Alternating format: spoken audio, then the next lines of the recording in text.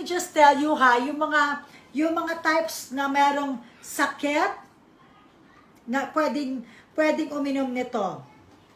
This is best or can help people with cancer, tumor formation, prostate cancer, diabetes. Pag sinabi ko po yung karamdaman na meron kayo, alam niyo na po, ito na po talaga ang senyales na kayo ay dapat mag-barley na.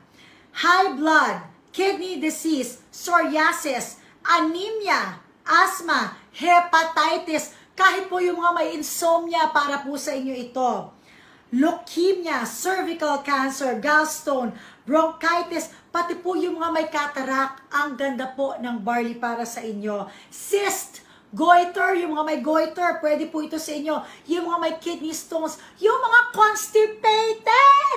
Sino dito ang constipated? Oh my gosh, you don't have to be constipated anymore. You don't have to suffer like that. All you have to do is take in barley. For infertility, I believe this. I have a friend who's been trying for 2 years. And then, nagbomba siya ng barley.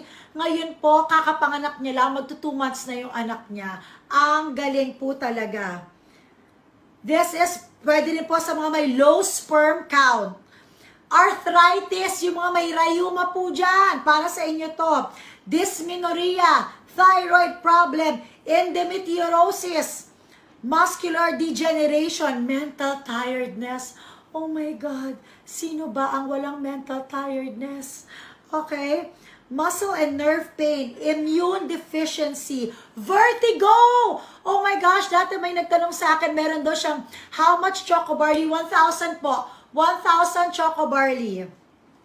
Slow down. Ito po ay para dun sa mga gusto mag-slow down ng aging process. This is for you. Liver problem, migraine, and other illnesses, okay? This is FDA approved. FDA approved.